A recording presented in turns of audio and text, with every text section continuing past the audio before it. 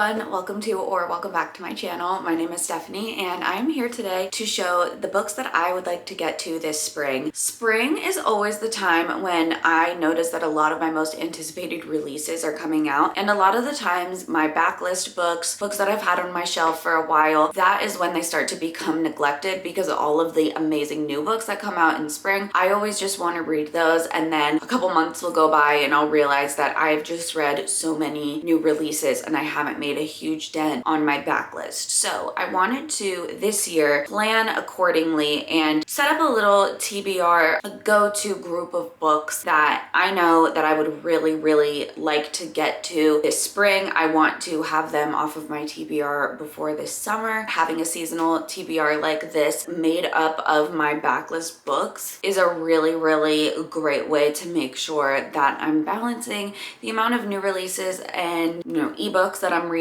versus my actual physical book that I own that I need to get to. First, I want to talk about some authors that are repeat authors for me that I really enjoy. So I want to definitely read another book by these authors as soon as possible. This first one, it's actually considered a companion novel. This is A Scatter of Light by Melinda Lo. Look at this beautiful cover. This is a companion novel to The Last Night at the Telegraph Club, which is a queer YA coming-of-age sapphic story that takes place in San Francisco in the 70s, 60s. What year are we in? Okay, it takes place in 1954. You're following Lily, who is Asian American. She is coming to terms with her sexuality, and it focuses on this lesbian bar called the Telegraph Club, and it's just a really incredible, powerful coming of age story. I loved Melinda Lo's writing. I really liked these characters. This book takes place in the same world, but it is 60 years later. This companion novel offers a glimpse into the two main characters from The Last Night at the Telegraph Club's lives since 1955. But this one is following two different people, Aria and Joan, another queer coming of age story, but this one takes place against the backdrop of the first major Supreme Court decisions legalizing gay marriage. It also takes place in California, a YA queer coming of age story, but with a historical background regarding something important that happened in history. I absolutely loved Last Night at the Telegraph Club, so I know that I'm gonna love this, and I really am looking forward to reading this one and putting it on my completed shelf next to its companion. So that is A Scatter of Light. This next one is Where Sleeping Girls Lie by Farida Abike Iyamide. This is the same author of Ace of Spades, and that was one of my favorite books that I read in 2023. It was a kind of dark academia, and it was described as Gossip Girl meets Get Out, and I absolutely loved that book. So I'm really excited to read this author's next book. I believe that this came out in 2024. And this is following a girl named Sade. She's in high school. She's starting high school in her junior year after being homeschooled. She goes to a boarding school and her roommate disappears the first night, and people think that she has something to do with it. So she has caught the attention of everybody, and everyone is blaming her for something that I'm assuming that she didn't do. She meets these girls, they become a friend group, and they're trying to figure out what happened to this roommate because no one is taking her case seriously. So it's another dark academia with secrets and mysteries. I'm really looking forward to this one as well. Like I said, Ace of Spades was such a fantastic book. I highly recommend that book. Really loved this author's writing, so I think that this one is going to be great as well. This one is the most recent Casey McQuiston book that released last year. This is The Pairing. I have not heard a whole lot of people talk about this book, and Casey McQuiston is such a popular author, but I feel like this one didn't get a whole lot of hype last year when it came out. I didn't see a lot of discussion about it, and I don't even know what it's about. I just grabbed it because I love Casey McQuiston's other books that I've read. This is about childhood best friends who became lovers and are now exes. They broke up on a flight to a food and wine tour in Europe. Now it has been some good period period of time, and they have both moved on. They still have, I guess, this voucher for this restaurant tour in Europe. So I'm thinking that what happens is, as exes, they end up going to this trip, and it seems like they start a bet to see who can sleep with their tour guide first. So I guess one of the characters is bisexual. Casey McQuiston writes queer romances. So I don't know who actually ends up together in this book, but a queer romance with two people who have some history. I don't really know who even becomes the love interest. I don't know if it's the tour guide or the exes, but this has beautiful sprayed edges.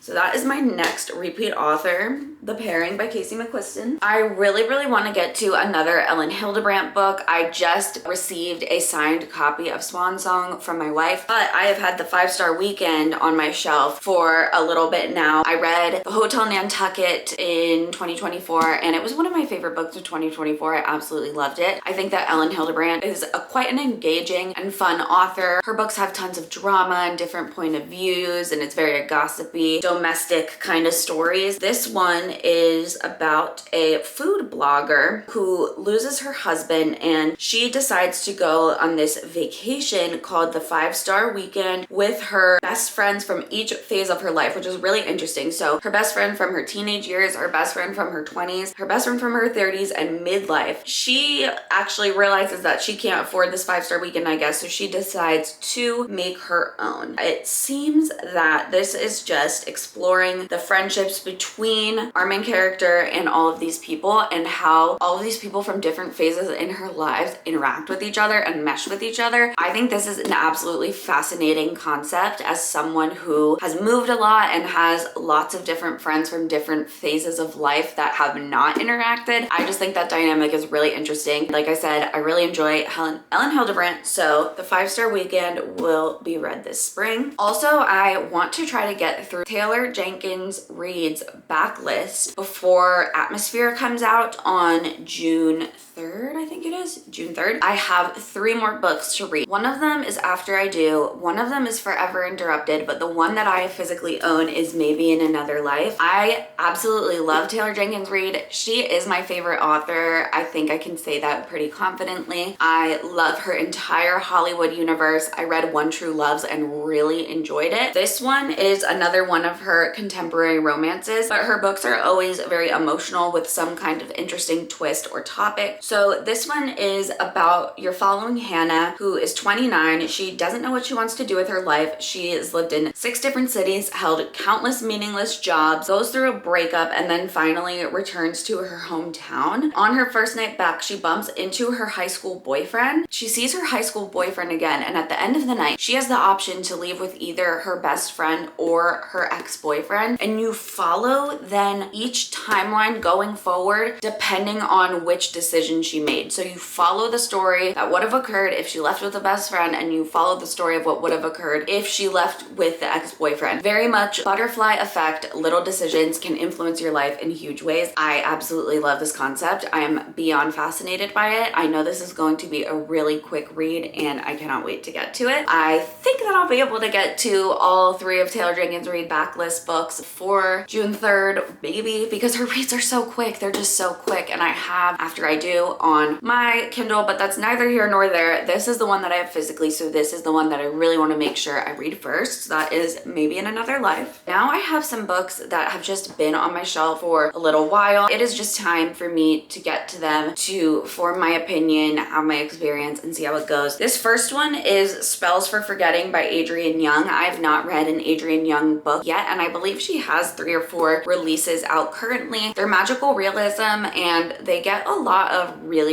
good feedback. I actually just realized it's more than that, because she also has the Fable series, which I also have on my physical TBR, and that is her YA fantasy books. I really would like to get to those too, but I think that this one is a good place to start. It's a standalone book. It's pretty small. This one says that it is a deeply atmospheric story about ancestral magic, an unsolved murder, and a second chance at love. I don't really want to read too much about this. From what I remember, it involves a magical tea shop where where you are able to do something to manipulate your memories. There is magic. It is a very atmospheric book that takes place on an island, and I know that there is some type of a murder mystery. So I'm mostly just looking forward to reading an Adrienne Young novel and forming my own opinion on her writing. So that is Spells for Forgetting. I also love this cover. This one has been on my radar for a while. I got the physical copy of it not too long ago. I found it on sale somewhere. I have been looking to read this book before I even purchased it for quite a while. It is one of the first books that I saw on Goodreads after I got back into reading that I really wanted to pick up, and that is How Not to Drown in a Glass of Water by Angie Cruz. This is a tiny book. From what I remember, you are following our main character. Her name is Kara. She works at a factory, but she loses her job in her mid-50s during the Great Recession. So she is forced back into the job market for the first time in so long,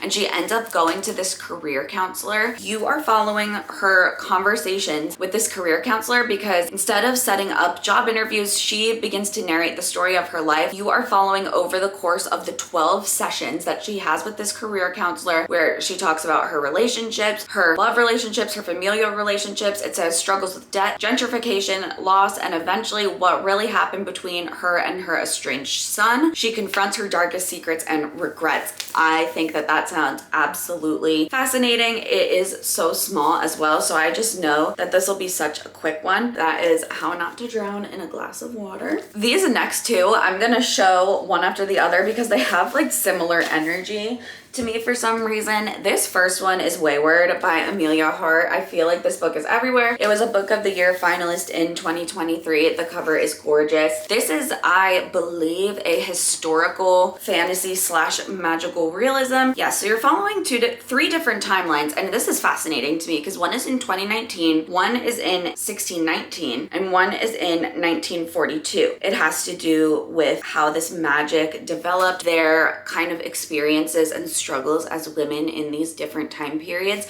I'm not actually sure if they are family or not. It's not clear in this one. No, you are. This is talking about her great aunt. These are three women across 5 centuries, different generations. Seems that you are discovering how this magic developed in their family, how it has been passed on through women, and it is following 3 very different points in history and in time. There is something about this that in my mind, I just associate it with being slow paced. I want to try and read it and get my opinion on it because it intrigues me so much. It is just one that I don't want to say put off, but it never feels like quite the right time to read it. So I'm just gonna make the right time to read it, and that's gonna be this spring. Also, this is giving very much springtime vibe, so I think that it'll be great. And then this next one that I said gives me the same vibe is also a Book of the Month book. It is Starling House by Alex E. Harrow. This is a haunted house gothic mystery. I believe it is about this couple who ends up moving into this house called the Starling House, following Opal, who inherits this home back in her hometown. It seems to be a bit haunted. It is considered a modern gothic fantasy with mysterious elements. There are rumors about her. People think that she had something to do with the reason why she is an orphan, but she is going back to try to help raise her older brother. Her husband, I believe it is feeling very trepidatious about the situation. So it's haunted house. There's clearly some like magic fantasy. That one is Starling House. Look at the back.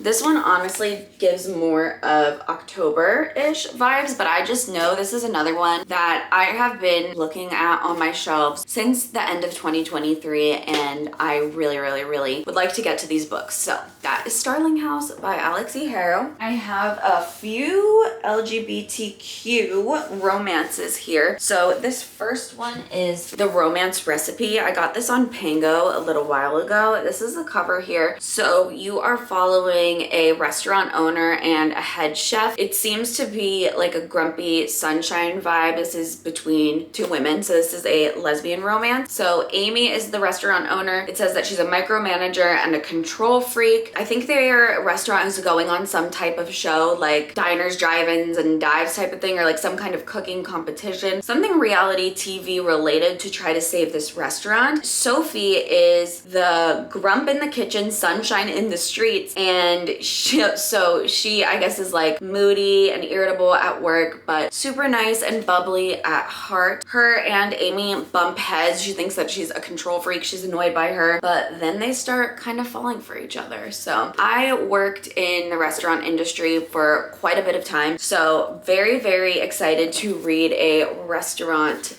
workplace romance. That's going to be really, really fun. This one is called The Passing Playbook. You are following Spencer, who is starting a new high school. He is starting that school because he wants to go to a new school where he can feel safe to be out as queer but not have anybody know that he's trans. He is going through his transition and wants a fresh start. He joins the soccer team. He is trying out for a starting position on the boys soccer team. He does not want people to know that he's trans. He wants to just be able to comfortably play boys soccer, ends up making quite a few new friends, ends up developing friendships with his teammates, and he has someone who he ends up being kind of interested in. A discriminatory law comes into place that basically forces Spencer to choose between spending the season on his bench or publicly fighting for his right to play, which would mean he would have to come out as trans to the entire school. Coming of age, sports, trans, queer representation. Love to see it. I love to read books like this so that I can recommend them to young people who are looking for books that reflect themselves. So that is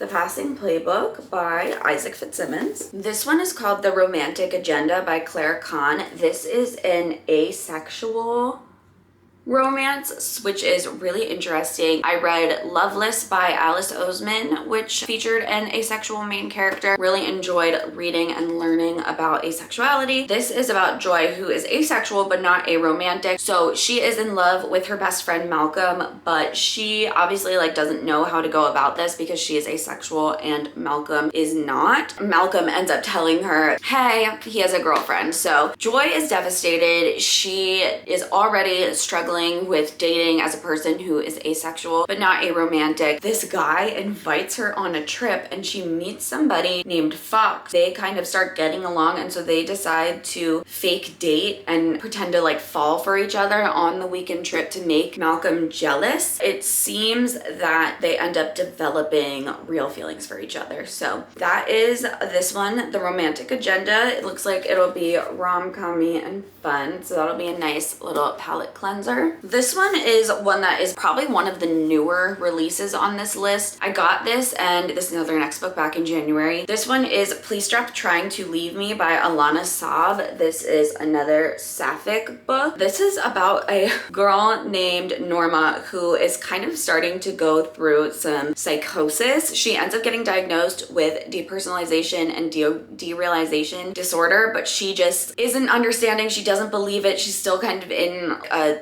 delusional state. She thinks that God is sending her signs through Instagram that are demanding her to break up with her girlfriend. There is some serious conflict here. I think that Norma and her girlfriend are trying to get through this, figure out how to maintain a relationship through this type of psychosis that is causing Norma to continue to try to break up with her girlfriend. It is described as the most delightfully unhinged and chaotic novel I've read in years. So I'm guessing that this isn't super serious. This is supposed to be a little wild. So that is Please Stop Trying to Leave Me by Alana Saab. This next one is another sapphic romance. This is Rosewater by Liv Little. This is a childhood friends to lovers romance between Elsie and Juliet. They have kind of gone through a little bit of a falling out. They have been best friends since childhood. Now they are 28. They're kind of both struggling with individual things. They reconnect, start to become more than friends, and also individually kind of open back up to each other and to the idea of love. Sounds really cute. Just kind of fun, easy, friends to lovers book. Rosewater. Very excited to read that one. The last book that I am putting on my spring TBR is The List by Yomi Adegoke. This is a book that I recently realized is also, is it currently a? No, it's being adapted for television by A24, which makes me think that this is one of those kind of like weird, unhinged, chaotic books, but this is following Ola Olajide. She is a journalist and she is young, she's successful, and she is set to marry her fiance Michael, and they are kind of famous on social media. They're both in the journalism space, I think. Couple goals, everybody wants to be them. All of a sudden, Michael's name is released on a list of anonymous allegations about abusive men. So Ola is put in a weird place because her values and morals align with the posting of this list, and she would absolutely support that. But now it's her fiance who is being accused, and there's only 1 month until their wedding. She gives Michael an ultimatum. She says, prove that you're innocent or everything is done. So that is the summary of this one. The Goodreads reviews are a little bit all over the place. I think that this book has a like 3.3 rating. Quote on this says, this astute debut about the internet and reality's gray areas leads to a disturbing twist. Love that it's a debut novel. I'm really looking forward to reading this author's writing. The fact that this is a debut that is being adapted by A24 is absolutely insane and amazing, and I think that this cover is really kind of cute. So that is my last book. That is my spring 2025 backlist TBR. I also plan to come out with a video soon about all of the new releases that I am excited for the late spring and early summer. But these are the books that I already have on my shelf that I really want to read this season. I hope that you enjoyed this video. Subscribe if you like book videos, and I will see you in my next one.